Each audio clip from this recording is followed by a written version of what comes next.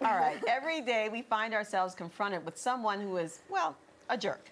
Right. Whether it's your mother-in-law or a coworker, you do everything you can to bite your tongue. Not my mother-in-law. Not mine either, my future mother-in-law. Communication expert and confidence coach Randy Siegel is here to tell us what you can do when dealing with a jerk. Welcome, Randy. We cannot wait to hear this. I know. What happens to everybody? It happens to everyone, and they're all out there. But let's just first define what a jerk is, because everyone has their moments. But we all have our moments. But what's so interesting is what you may call a jerk might not be the same thing for me.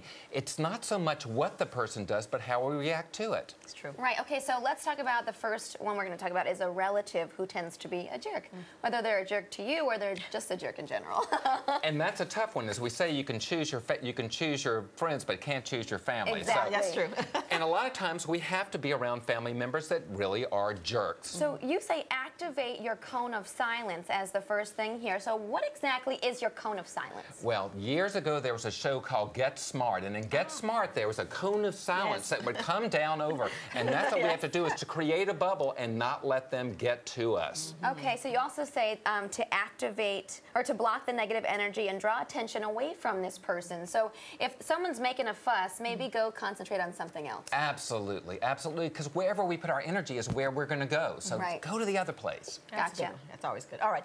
Let's talk about the next jerk, which Great. is something that a lot of people around, everywhere has to deal with, the boss or the coworker, which can be an awful thing to have to deal with every single day. All right, let's see what the points are. Okay, first of all, you say don't take it personally. That's one of the things that you say. That's the hardest part and for us. That's so it's difficult. very hard. Difficult. But you know what? 9 out of 10 times it doesn't have a thing to do with us anyway. Yeah. It's their stuff. They could have had a bad day. They could have had a problem at home. We don't know.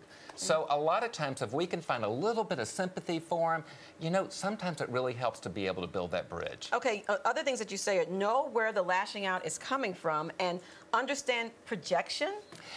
Psychologists use the term projection. A lot of times when we point a finger at somebody, they're 4 fingers pointing back to us. And so a lot of times what the boss or what the coworker is angry about is a lot of times their own stuff. Are they just sort of like acting out sometimes and you don't know what's going on in their personal? I mean, Absolutely, they can be acting out. And that's the whole reason to go back to the first point, not to take it personally. Because really 9 times out of 10, it has nothing to do with you. So hard. It's their own stuff. It is you hard. could probably use some of the other things to do too, like maybe take the attention someplace else. Absolutely, absolutely. Or leave the room or whatever, just kind of walk away. And people have a sixth sense whether we like them or not. So a lot of times if we can just find something, anything we like about the person, that will also build that bridge and that connection. Okay, last one.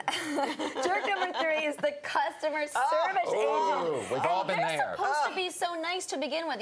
That's their job to be nice to you. And don't they always seem to be the most difficult? A lot of times they are. And we have an expression in the South that you can catch more flies with honey than with vinegar. Right. And so when we're dealing with that customer service representative, a lot of times if we can just be kind back to them, it's amazing how things will open up. Yeah. Not always, but a lot of times. Don't fight fire with fire. 'Cause I remember I had somebody on the phone say to me, well, that's just not how we operate. And Absolutely. I was like, You're like, what? and I go, you know what? Well, how can we This is how I operate then? operate. You have to stop. Like, I just was trying to tough. butter her up. So. And you're at their mercy. You certainly aren't going to get what you want if you start to throw fire back at them. Okay. All right. Well, thank you so much. This was great So information. many more things we could learn from you. Yes, definitely. All right. Thank you, very guys. much. Thank Fun. you.